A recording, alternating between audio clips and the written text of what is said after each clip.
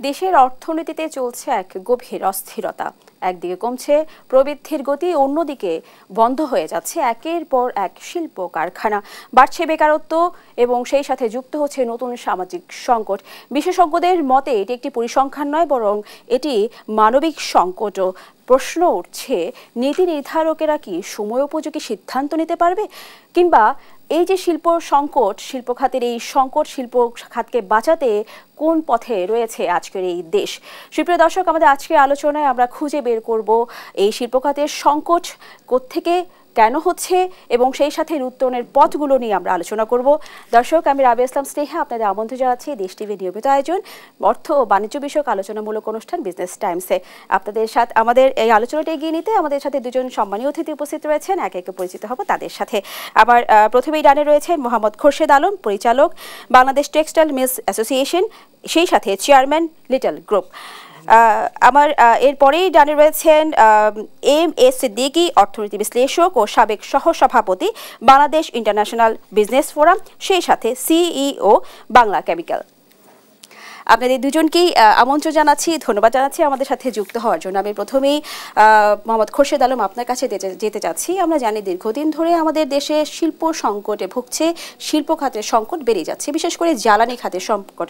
সেক্ষেত্রে আমি যদি একটু তথ্য উপস্থাপন করি আপনার সামনে, সেটা হচ্ছে বলা হচ্ছে প্রধান 3 শিল্প এলাকা গাজীপুর, নারায়ণগঞ্জ, নরসিংদী এবং সাভার ধামরাই, এসব এলাকায় এখন প্রায় গত 6 থেকে 7 মাস কিংবা 8 মাসের হিসাব অনুযায়ী 95 থেকে 100টি শিল্প কারখানা পুরোপুরিভাবে বন্ধ হয়ে গেছে, যেখান থেকে প্রায় বেকারত্ব বেড়েছে 62,000-এর মতো। এই বিষয়টিকে নিয়ে আপনি কিভাবে দেখছেন? ধন্যবাদ আপনাকে। দেখেন, একটা জিনিস হলো কি, শিল্প যদি উন্নয়ন করতে হয় এটা একটা প্ল্যানিং লাগে, পরিকল্পনা করতে হয় যে শিল্প কিভাবে হবে বা কোথায় হবে। আমাদের কোনো জিনিসের কোনো পরিকল্পনা করা নেই। যেমন করা নেই যে আমি কয়টা মিল করব। আপনি যদি দেখেন, আমি সংক্ষেপে একটা দিই, যেমন আমেরিকাতে যদি কোনো জায়গায় একটা বিরাট বড় মার্কেট হয়, সেখানে একটা আইসক্রিমের দোকানে বেশি দিতে পারবে না। কেন? ওর ব্যবসাটাকে প্রোটেকশন করার জন্য 10টা দিবে না। বিরাট মার্কেট, মল একটা।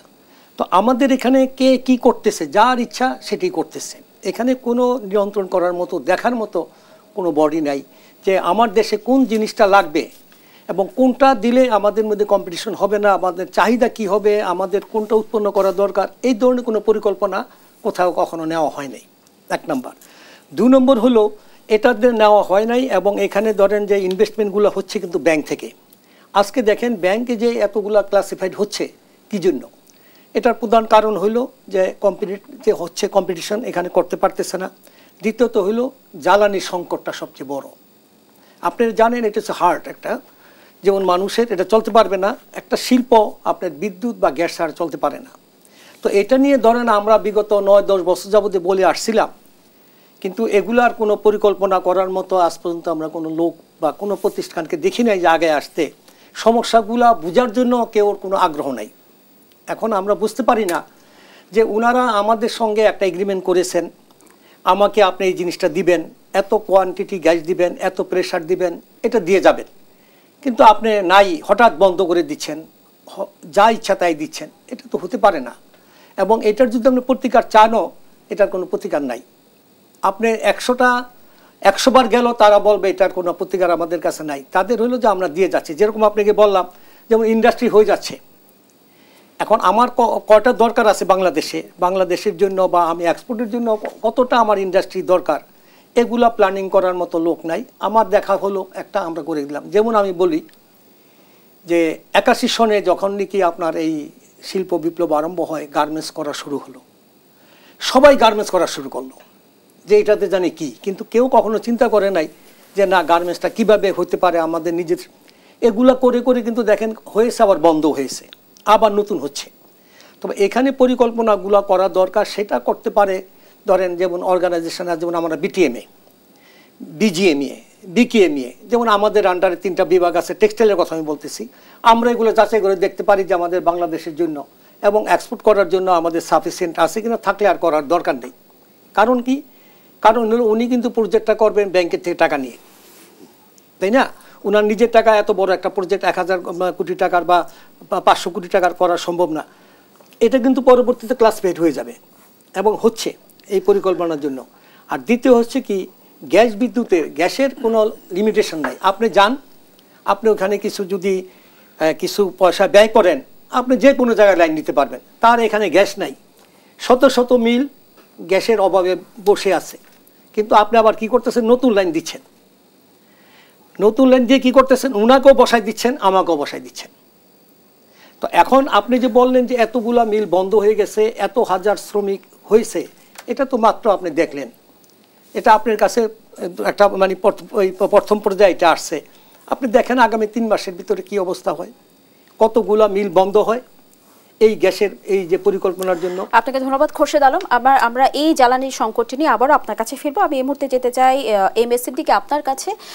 একটু আগে আমি বলছিলাম প্রবৃদ্ধির কথা। আমাদের একটি বিশ্ব ব্যাংকের একটি প্রতিবেদনে উঠে এসেছে যে এই এখনকার চলতি অর্থ বছরে প্রবৃদ্ধি কমে 3.3% নেমে এসেছে, যা গত 2 যুগের কথা যদি বলি বা গত 20 বছরের মধ্যে, কিন্তু এই 2 দশকের মধ্যে এটি হচ্ছে সর্বনিম্ন।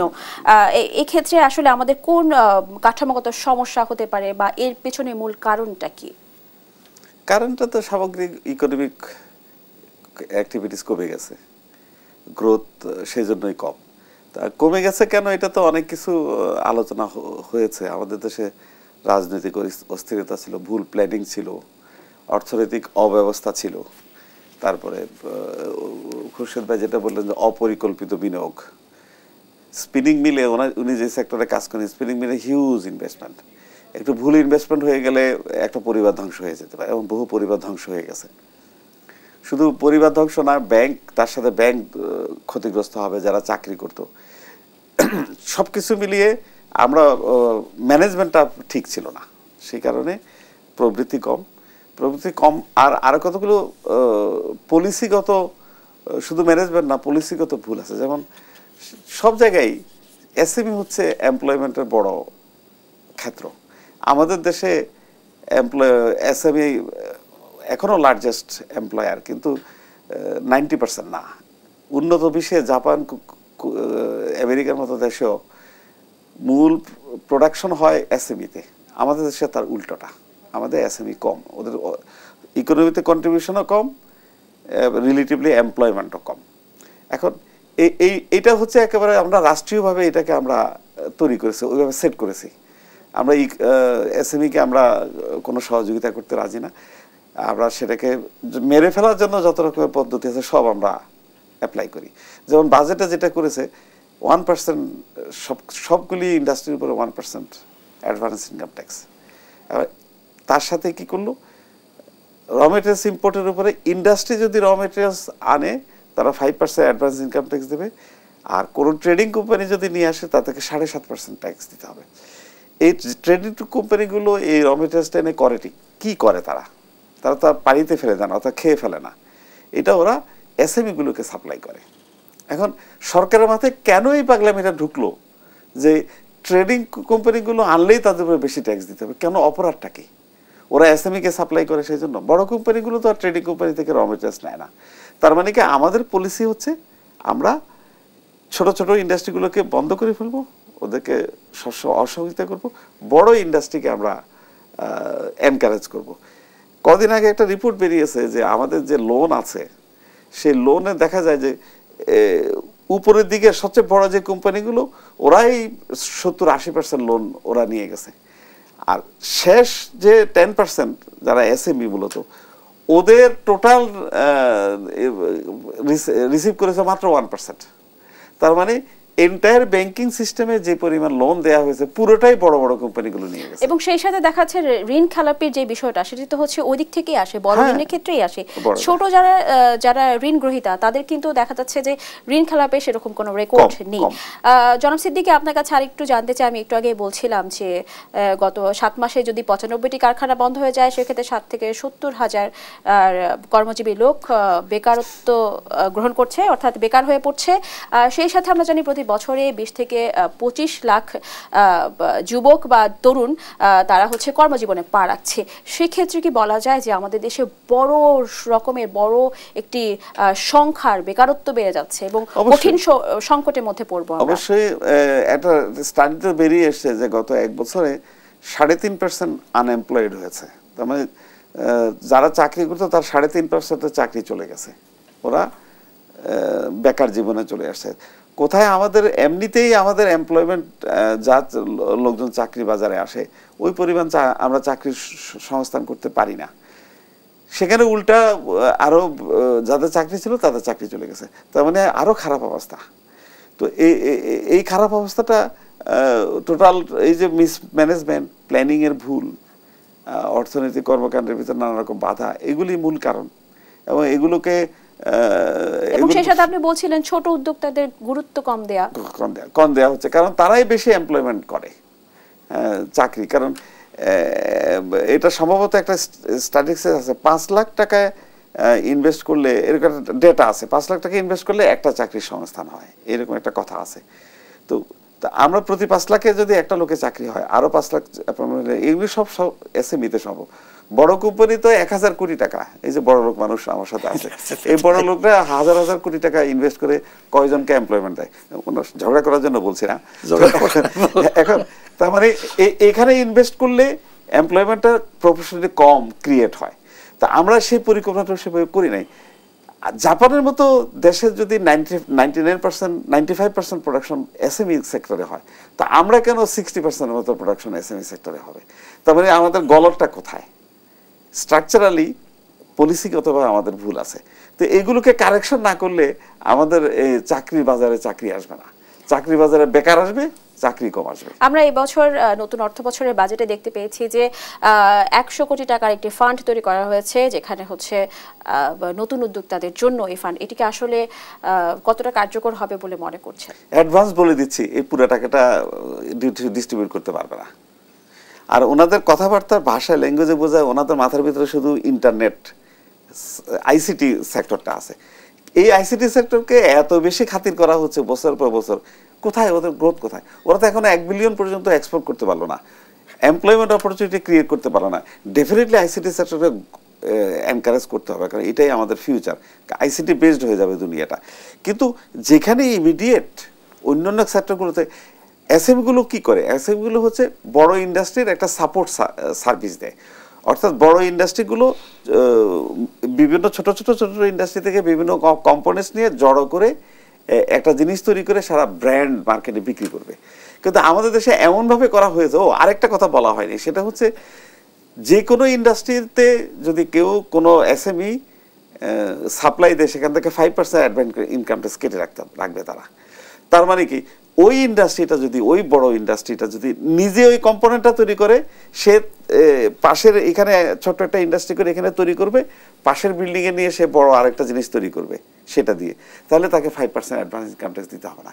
কিন্তু সেটা যদি আলাদা একটা ইন্ডাস্ট্রি হয়, ছোট ক্ষুদ্র শিল্পপতি হয়, সে যদি ওইখানে সাপ্লাই দেয়, তাকে 5% অ্যাডভান্স ট্যাক্স দিতে হবে। তার মানে 5% অ্যাডভান্স ট্যাক্স দেওয়ার অর্থ টোটাল সেলসের উপর, এটা অর্থ প্রায় 40% প্রফিট না হলে 5% মেকআপ করা যাবে না।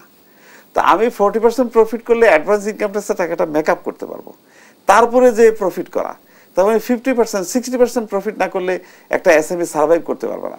এটা কেউ সম্ভব করে দিন, 60% প্রফিট করতে পারে একটা ইন্ডাস্ট্রি, তাহলে তো সবাই সব কিছু কাজ পেলে ইন্ডাস্ট্রি করা শুরু করতো। সেটা তো হচ্ছে না, সেটা কোনোদিন সম্ভব না। 10-20% হইলে তো সবাই খুশি। তো তার মানে কি, আমাদের যতগুলো পলিসি আছে সবগুলো পলিসি হচ্ছে এই ছোট ছোট ইন্ডাস্ট্রি বা বিজনেসগুলোকে বন্ধ করে দেওয়া, বড় বড় ইন্ডাস্ট্রি হবে, একসাথে বড় হবে। যার জন্য আপনি দেখবেন আমাদের দেশে যে মনে করেন বড় 2টা কোম্পানির কথা বলতেই হয়, ওয়ালটন দেখবেন সব কিছু তৈরি করে ওরা, 200-300 ইউনিট আছে ওদের ইন্ডাস্ট্রি। এইখানে একটা কোম্পানি তৈরি করে ওইখানে যায়, পরের ইন্ডাস্ট্রি যায়, পরের ইন্ডাস্ট্রি কোম্পানিতে তারপরের ইন্ডাস্ট্রি যায়, সেখান থেকে একটা ফিনিশ প্রোডাক্ট বেরিয়ে আসে। অথচ নিয়ম ছিল, সাইন্টিফিক নিয়ম হচ্ছে যে ও ছোট জিনিস তৈরি করবে না, আউটসোর্সিং করবে। ছোট ইন্ডাস্ট্রিগুলো, ওয়ালটনের এখানে ইন্ডাস্ট্রি, তার চারপাশে ছোট ছোট অনেকগুলো ইন্ডাস্ট্রি করবে, ছোট ছোট মালিকরা, ওরা ওই কোম্পানিগুলো তৈরি করে ওয়ালটনে বিক্রি করবে। সেটা আমরা হতে দিচ্ছি না। সুতরাং আমাদের উন্নয়নটা ওই যে মাত্র 3.2% গ্রোথ। এই যে আপনি বলছিলেন যে এটি আমরা হতে দিচ্ছি না, এর মূল কারণটা কি, কেন দিচ্ছি না? এটি কি নীতি নির্ধারকের দিক থেকে আমাদের সিদ্ধান্তের ভুল রয়েছে? সিদ্ধান্তের ভুল, পলিসিগত ভুল, কিংবা কোন সিন্ডিকেটের দিকে ইঙ্গিত? কোথা থেকে আপনারা সাগরে খুঁজে খুঁজে সিন্ডিকেট খোঁজেন কেন? সিন্ডিকেটের এখানে কি করা আছে? বা কোন ক্ষমতার কারণে ক্ষমতা বলে কি এরকমটা হচ্ছে কিনা? কোথায়? এটা তো কোনো ক্ষমতার কিছু না, এটা তো ভুল। আমি একটা ইন্ডাস্ট্রিকে, একটা ওয়ালটনকে আরএফএল কে শুধু বড়ই হইতে দিব, হ্যাঁ, আর পাশে যে ছোট ইন্ডাস্ট্রি আছে তাকে আমি ইন্ডাস্ট্রি করতে দেব, তাকে আমি বেশি ট্যাক্স নেব তার কাছ থেকে, তার র মেটেরিয়াল যাতে বেশি দাম হয়, কম দামে নিতে না পারে, সেটা ব্যবস্থা করতে। তাহলে এটা কি কোনো সিন্ডিকেটের ব্যাপার হলো? তাহলে তো সরকারের ভিতরে সিন্ডিকেট আছে, মার্কেটে তো সিন্ডিকেট নাই। আর সব কিছুর ভিতরে সিন্ডিকেট বলার অর্থ হলো যে আমরা, আমাদের দেশে একটা ফ্যাশন হয়ে গেছে সব কিছুর ভিতরে সিন্ডিকেট কথা বলে দায়িত্ব এড়ানো। যদি সিন্ডিকেটই থাকে, সিন্ডিকেট ভাঙো, সিন্ডিকেট হওয়ার সুযোগ করে দিচ্ছ কেন? আপনাকে অসংখ্য ধন্যবাদ জনাব সিদ্দিকী। আমরা আবার আলোচনায় ফিরবো, একটা ছোট বিরতি নিয়ে আসছি। সুপ্রিয় দর্শক, আবার আমন্ত্রণ জানাচ্ছি দেশ টিভি নিয়মিত আয়োজন বিজনেস টাইমসে। আমরা আবারও ফিরবো আলোচনা। এই মুহূর্তে আমি আবারও যেতে চাই জনাব সিদ্দিকী আপনার কাছে। আমরা যে বিষয়টি নিয়ে আসলে আলোচনা করছিলাম, আপনি বলছিলেন যে একটি বড় প্রতিষ্ঠান ঘিরে কিন্তু আশেপাশে আরো ছোট কিছু প্রতিষ্ঠান গড়ে উঠতে পারে, যেটি আমাদের নীতি নির্ধারকদের পরিকল্পনার মধ্যে নেই, হয়তো আমাদের দেশের অর্থনীতিতে সেই পরিকল্পনাটি সঠিকভাবে হয়ে ওঠেনি। আমি একটু আগে সিন্ডিকেটের কথা বলছিলাম, তাহলে যদি সিন্ডিকেট বাজারে না থাকে, তাহলে কি সিন্ডিকেটকে আমাদের মানে অভ্যন্তরীণ বিষয়, অর্থাৎ সরকারিভাবে কোনো সিন্ডিকেট রয়েছে এবং যারা, বিষয় কিন্তু দুটি, একটি হচ্ছে যে হয়তো তারা জানেন না কিভাবে পরিকল্পনা করতে হবে, কি নীতি নির্ধারণ করতে হবে, অথবা তারা চান না যে এই নীতিগুলো উঠে আসুক, এমনটা কি কিছু? আচ্ছা, সেই অর্থে সব দেশেই শক্তিশালী যে প্রতিষ্ঠান এরা নীতি প্রভাবান্বিত করতে পারে, এটা সম্ভাবনা সবসময় থাকে। কিন্তু এসএমইর ব্যাপারে কিন্তু আসলে ওইটা ঘটে না। এই জন্য যে বড় কোম্পানিগুলো আসলে নিজেদের স্বার্থেই ছোট কোম্পানিকে প্রমোট করতে হয়। কারণ একজন শিল্পপতি, একজন এন্টারপ্রেনার সব আইটেম তৈরি করতে পারবে, এটা humanly not possible, technically not possible. সবাই 10টা আইটেমের বিশেষজ্ঞ হতে পারে না, একটা আইটেমের বিশেষজ্ঞ হতে পারে। সেই জন্য 10টা আইটেমের বিশেষজ্ঞ 10 জন 10টা আইটেম তৈরি করবে। যিনি মূল ম্যানুফ্যাকচারার, ওনারা হলো এটাকে ব্র্যান্ড প্রমোট করে। হ্যাঁ, একটা ব্র্যান্ড, ওয়ালটন একটা ব্র্যান্ড, আমরা ওয়ালটন বললে ফ্রিজের আমাদের মাথায় চলে আসে, তাই না? আচ্ছা, এখন তার মানে বাজারে কিন্তু ওয়ালটনের ফ্রিজটাই সবচেয়ে বেশি দামে বিক্রি হয়, এটাই ওর প্রফিট, এটাই ওর বিজনেস। হ্যাঁ, পৃথিবীর যত বড় বড় কোম্পানি আছে এরা কিন্তু ব্র্যান্ড বিক্রি করে, ওরা প্রোডাক্টটা তৈরি করে না, তৈরি করে না কথা বললে আবার ভুল হয়ে যাবে। কিন্তু মেজর পোর্শনটা ওরা বিভিন্ন কোম্পানি থেকে করে এনে কোয়ালিটি মেনটেন করে ওটা অ্যাসেম্বল করে। স্যার, এই ক্ষেত্রে দেখা যাচ্ছে অ্যাসেম্বল করার ক্ষেত্রে দেখা যাচ্ছে যে কোম্পানিগুলো বেশিরভাগ যে র ম্যাটেরিয়ালস কিংবা যে প্রোডাক্ট, মেশিনারি যে জিনিসগুলো, এগুলো হচ্ছে ইম্পোর্ট করে নিয়ে আসে। আমাদের কনজিউমারদের দেখা যায় যে আমরা অনেকটাই হচ্ছে বিদেশি পণ্যের উপর নির্ভরশীল। বিদেশি যে কোনো পণ্য মানে হচ্ছে আমাদের কাছে স্বাচ্ছন্দ্যবোধ, আমরা বাংলাদেশি পণ্যের উপর বা আমাদের দেশীয় পণ্যের উপর আমরা খুব একটা নির্ভরশীল হতে পারি না। এই জায়গাটাকে আপনি কিভাবে বলবেন? হ্যাঁ, সেটা তো আমাদের এটা জাতীয় দুর্ভাগ্য। বিদেশি জিনিসের প্রতি আমাদের মোহ, জিনিস খারাপ হলেও এটাকে আমরা ভালো মনে করি। আর বাংলাদেশের জিনিসের কথা বলার সময় আমরা একটু ঠেস মেরে কথা বলি। এটা হলো ন্যাশনাল পলিসি। একটা মানুষের সব জাতির নিজস্বতা থাকে, পেট্রিয়টিজম থাকে, সেটা কিন্তু আমাদের নাই, যার জন্য আমরা বিদেশি জিনিসের প্রতি দুর্বলতা। এটা ইন্ডাস্ট্রিয়ালাইজেশনের জন্য মারাত্মক রকম ক্ষতিকর। এবং এটা ওভারকাম করার জন্য ব্র্যান্ডিং একটা ইম্পর্টেন্ট জিনিস। হ্যাঁ, যেমন আরএফএল বা ওয়ালটন বা আরো দুইটা নাম বলা উচিত, বারবার দুইটা নাম বলাটা ঠিক না। হ্যাঁ, এই কোম্পানিগুলো করে কি, এরা যখন ব্র্যান্ডিং করে তখন একজন কনজিউমার বিদেশে মার্কেটে যেয়ে চিন্তা করে, ও বাংলাদেশে একটা ভালো ব্র্যান্ড আছে, তো দেখি না এটা কিনে। কিন্তু নন ব্র্যান্ডেড প্রোডাক্টটা বিক্রি হতে চায় না। তো সেই জন্য এই ইন্ডাস্ট্রিয়ালাইজেশনের এটা একটা পদ্ধতি। একজন একটা ব্র্যান্ড এস্টাবলিশ করবে, সে আবার তৈরি করবে না, সে অ্যাসেম্বল করবে, বিভিন্ন কোম্পানিগুলো করবে। এইটাই হলো এই যে এভাবে একটা ইন্ডাস্ট্রিয়ালাইজেশনের প্রভাব বিস্তার লাভ করে সারা দেশে। এখন এই যে আপনি যে দেশি কম্পোনেন্টসের কথা বললেন, কনজিউমাররা কি বুঝে একটা ফ্রিজের ভিতরে কোন পার্টসটা চায়না থেকে আসলো, কোন পার্টসটা ইটালি থেকে আসলো, কোনটা বাংলাদেশে তৈরি হলো, এটা কি তারা জানে? একটা খুলি কি মানুষ চেক করে না। একটা ব্র্যান্ড কিনেই ওরা সন্তুষ্ট যে ওই ব্র্যান্ডের মাল আমরা কিনলাম। এখন সেই জন্য করতে হয় কি, অবুজ ভোক্তাদেরকে বোঝানোর জন্য ব্র্যান্ডিং করতে হয়। আমাদের এই কাজটা কিন্তু অনেক শিল্পপতি করে ফেলেছে। ভালো ভালো কিছু ব্র্যান্ড তৈরি হয়ে গেছে আমাদের দেশে। এখন শুধু নীতি সহায়তা দিতে হবে যে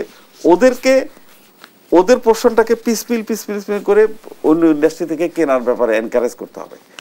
আমি এই ধরনের শিল্পপতির সাথে কথা বলেছি, আমি নিজেও তো ইনসাইডার একজন। ওদের জন্য খুব কষ্টকর হয়ে পড়ে, সব জিনিস নিজে তৈরি করা, কোয়ালিটি মেনটেন করা যায় না। তাদের প্রয়োজনেই তারা ওই এসএমইগুলোর কাছে যেতে হয়, কিন্তু বাস্তব পরিস্থিতিতে যেতে পারে না।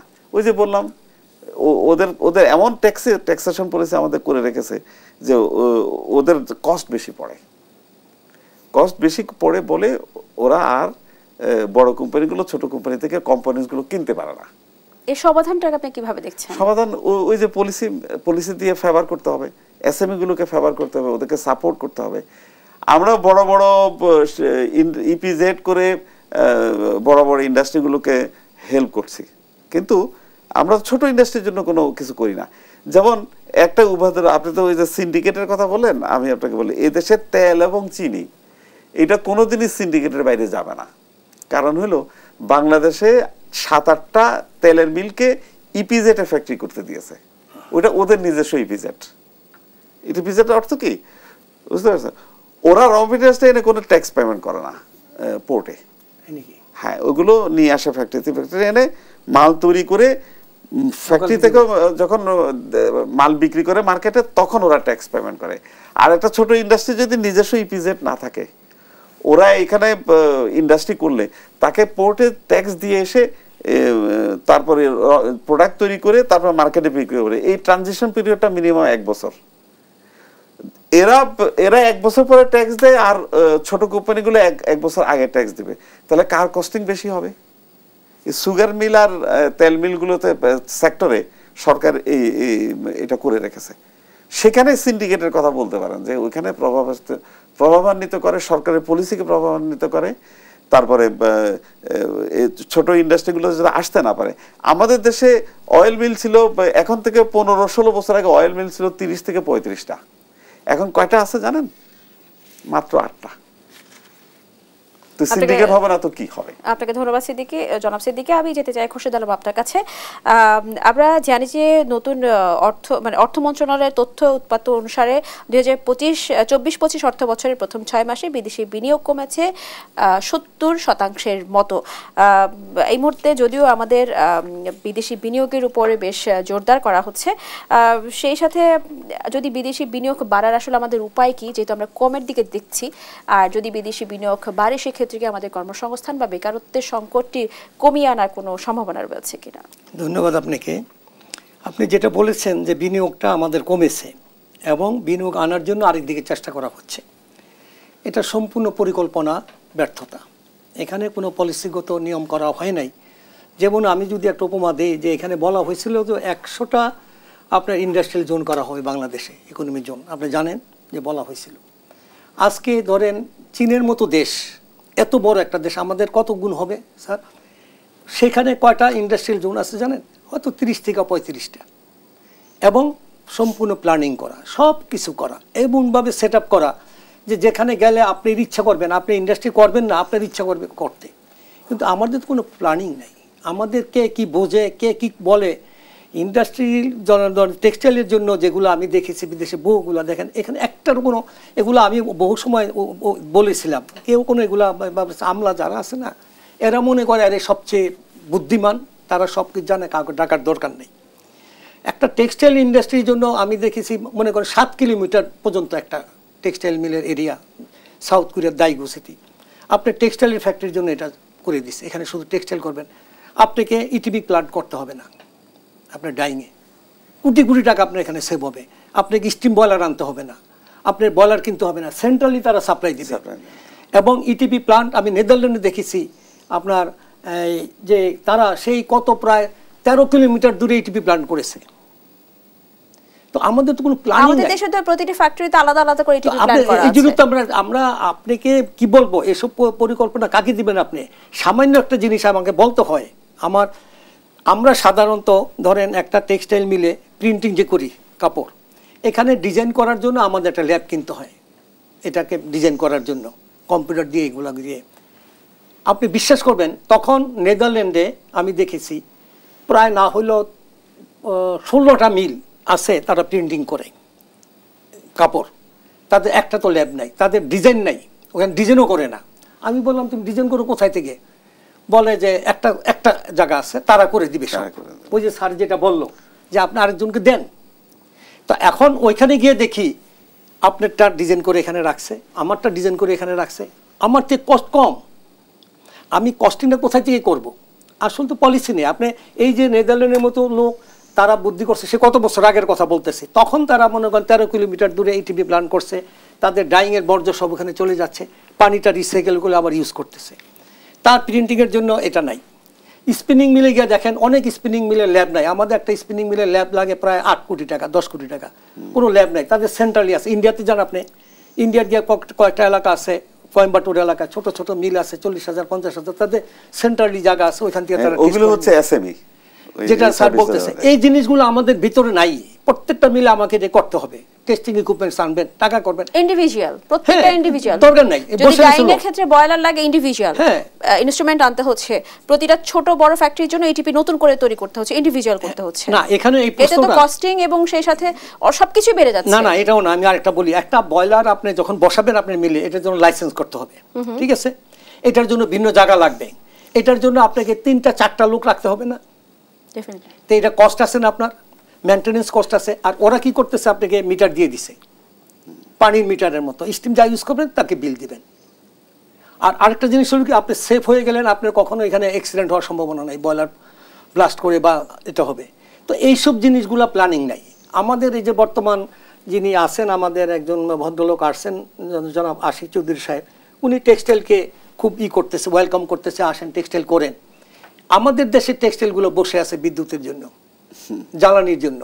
এখন আমাকে আগে দেন ভাই, আপনি তো একজন নাম করা বাংলাদেশের শ্রেষ্ঠ একজন লোক, আপনাকে সবাই শ্রদ্ধা করে। আপনি আমার মিলটাকে আপনি একটা গ্যাস দিয়ে দেন, তারপরে আপনার সঙ্গে আমরা যাই। আপনি কাকে গ্যাস দিবেন, কাকে কি করবেন, এগুলো তো আমাদের সঙ্গে আলোচনা করেন নাই। আর আপনার প্ল্যানিংটা কি, আপনি আমাদেরকে প্ল্যানিং বুঝান। আপনি যে সবই জানেন, আমি বললাম তো আপনার এই চায়নাতে একটা জায়গা আছে, আপনারা বুঝতে পারবেন না, এটার নাম বুঝতে পারেন, এটা ওয়াটার জেট লুম বলে। ওয়াটার জেট লুম কোনটা, যেটা পাতলা একদম সিল্কের মতো কাপড় তৈরি করে, যেগুলা এই যে লাইনিংগুলো তৈরি করে, এগুলোর জন্য একটা সেক্টর ভিন্ন, ঠিক আছে? ওইখানে তারা দিবে কোন জায়গায়, তারা দেখবে যে এইখানে পানিটায় আমার কোনো ফসল নষ্ট হবে না। আপনি কললি করতে পারবেন না যেখানে সেখানে। আপনাকে বলে দিছে যারা এই, কেন ওটা কেমিক্যাল দরকার হয়, পানি দেয় কেন, পাতলা সুতা নেওয়ার জন্য শাটেলে চলে না, এই জন্য পানিতে নেয়, ওই পানিতে কেমিক্যাল ইউজ হয়। তো এই জন্য বলা হয়েছে যে আপনি যে কোনো জায়গায় করতে পারবেন না। আপনাকে ওই একটা এলাকা আছে, যেমন একটা জায়গার নাম উশি, ওখানে সব ডাইং ফ্যাক্টরি। একটা জায়গা আছে, এই যেগুলো ভিন্ন ভিন্ন করে দেয়। তো আমাদের এখানে আপনি একটার ভিতরে সব ঢুকাচ্ছেন। আপনি ধরেন সাইকেল বানাবেন, আবার চা বানাবেন, সিরামিক করবেন, কাপড় বানাবেন, ডাইং করবেন, এগুলো তো না। আরেকটা জিনিস আপনাকে আমার না বললে না হয়, আজকে অনেক সময় কম, কিন্তু আমার বলার কথা ছিল কস্টিং কমানোর জন্য। আমি একটা ধরেন অনেক আপনার চায়নাতে একটা আপনার যে ইকোনমি জোন, সেখানে মনে করেন আপনার প্রায় 70টার মতো ফ্যাক্টরি আছে। তো আমি গিয়ে দেখি যে মধ্যেখানে একটা বিল্ডিং, ঠিক ওইখানে 4-5টা ফর্কলিফট। তো আমি বললাম যে এটা কি, যেমন আপনার আমাদের ফায়ার ব্রিগেডের থাকে এরকম, বলে এখানে কেউ ইন্ডিভিজুয়াল রাখতে পারবে না। দেখেন আমি বুঝতে পারি নাই, আমার মাথায় ঢুকলো যে ইন্ডিভিজুয়াল রাখতে পারবো না, আমি আমার মাল উঠেতে আমি রাখবো, আমার না, এইটা আপনি ভাড়া করবেন, এটা নিয়ে যেতে হবে, যেটা এসএমই বললো। তো কেউ নাই, সবারই কিন্তু আপনার জায়গা লাগতো, গাড়ি কিনতে হইতো। এখানে মনে করেন 70টা গাড়ি কিনা লাগতো ফর্কলিফট, ওরা 2টা দিয়ে আপনাকে সার্ভিস দিচ্ছে। আপনার কস্ট কম, আপনার ড্রাইভার নাই, তারাই দিচ্ছে। এইটাকে বলে প্ল্যানিং। আজকে আমরা চায়নার সঙ্গে কস্টিংয়ে পারতেছে না কোনো সারা বিশ্ব, একমাত্র চাইনিজ টেকনোলজিটা। ওদের যে টেকনোলজি, এত কম খরচে ওরা জিনিস বানায়। আপনি দেখেন গিয়ে যে এই একটা ফোন আমেরিকা বানাচ্ছে, তার নকল করে দিয়েছে, চলতেছে, আপনার দাম 10% মাত্র। কি জন্য? তাদের টেকনোলজির জন্য। তো আমরা ওই টেকনোলজি 1%ও আনতে পারি নাই চায়নার। কিন্তু আমরা এই 100টা যে বলছি, দেখেন আমার মনে হয় কত বছর হয়েছে স্যার, এই 100টা আরম্ভ হয়েছে বোধহয় আরো 10-12 বছর। 10 বছর আগে ডিক্লেয়ার করছে। আপনি দেখেন তো একটা রেডি হয়েছে কিনা এই পর্যন্ত? একটাও রেডি হয়নি। তাহলে আপনি কি করতেছেন? আমরা বলেছিলাম যে আপনারা আগে 10টা রেডি করেন, 10টা রেডি করে হ্যান্ড ওভার করেন। রেডি করার নিয়মও হয় না, এটা না, রেডি করার নিয়ম থাইল্যান্ডে আমি দেখেছি, তারা অ্যাডভার্টাইজমেন্ট দিছে যে আপনার এখানে আমরা দিব। আমি বললাম কি ব্যাপার, এভরিথিং ইজ রেডি। তারা ওখানে নদীপথ দিয়েছে, আপনার মালামাল নদীপথে নিতে পারবেন, রেল যোগাযোগ দিয়েছে, একটা হেলিপ্যাড দিয়েছে, রাস্তা আছে, প্লট রেডি করা। শুধু আপনি তাকে বলবেন কত স্যাংশনের আপনি বিদ্যুৎটা নেবেন, এভরিথিং ইজ রেডি। আপনি টাকা দিবেন, 1 বছরের ভিতরে ফ্যাক্টরি করবেন। এখানে 10 বছর আগে আমি জায়গা বুক করেছি আপনার এখানে, এখন রাস্তা হয় নাই, জমিতে মামলা, এটা সেটা, আর ভাই মানুষ মারাই গেছে, 10 বছর তো কত মারাও গেছে, টাকা ইনভেস্ট করে আপনার এখানে নাম লেখা দিয়ে গেছে যে আমি এখানে ইন্ডাস্ট্রি করব।